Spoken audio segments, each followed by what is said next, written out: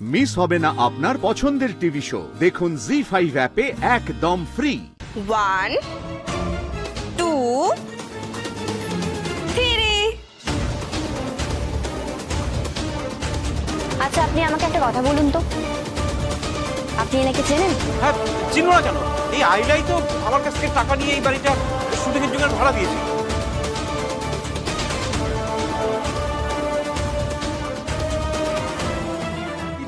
ঠিক বলেছে, সব ঠিক কথা। এই মেয়েটা নিতে পারে, এই মেয়েটা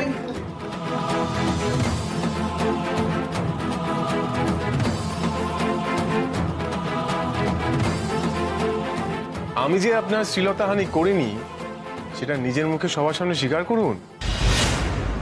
বলো বলো বলো সত্যিটা বলো, বলতেই হবে তোমাকে, বলো বলো বলো, তোমাকে বলতেই হবে, আজ বলতেই হবে তোমাকে সত্যিটা, বলো বলো বলো বলো। চুপ করুন প্লিজ, চুপ করুন আপনারা। ভালো লাগছে না আর। হ্যাঁ, কিচ্ছু করেনি কাপু, কিছু করেনি কাপুর বাবা, কিছু করেনি, ওর ফ্যামিলির কেউ কিছু করেনি। হচ্ছে শান্তি। তাহলে সবার সামনে প্রমাণ হয়ে গেল মল্লিক বাড়ির কোনো ছেলের কোনো দোষ নেই, বিশেষ করে কাব্য মল্লিক নির্দোষ। হলো তো। এই যে আপনাদের বলছি, মানে দাদারা ম্যাডামরা, মানে আসল খবরটা আপনারা পেয়ে গেছেন। হ্যাঁ, সত্যিটা জেনে গেছেন। এবার যেটা জেনুইন নিউজ, অরিজিনাল খবরটা আপনারা প্রচার করে দিন। হ্যাঁ, করুন। হ্যাঁ, এবার নমস্কার। আজকের সবথেকে বড় খবর, জনতার আদালতের বিচারের পর সিরিয়াল খ্যাত অভিনেত্রী আইলা স্বীকার করতে বাধ্য হয়েছেন যে তিনি ইচ্ছে করে মল্লিক পরিবারের ছেলেদের ওপর দোষারোপ করেছিলেন। চামেলি, নিয়ে এসো।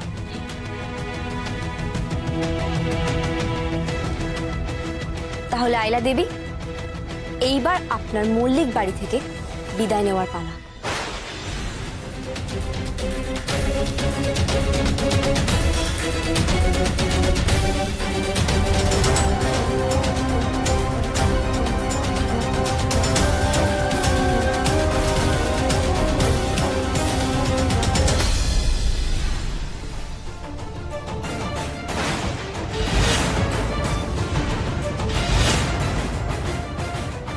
দিদি সরো তো, আমাকে দাও, আমাকে একটা সুযোগ দাও, দাও তো।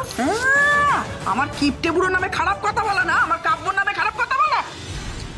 ধরো তো।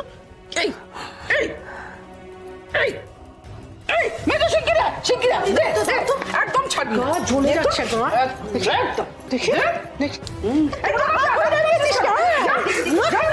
ভালো ভালো বেশ করে বেশ করে ভালো করে।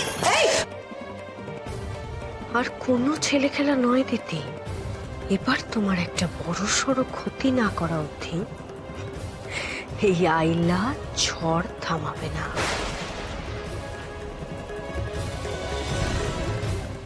জি5 ডাউনলোড করুন আর সব এপিসোড দেখুন একদম ফ্রি।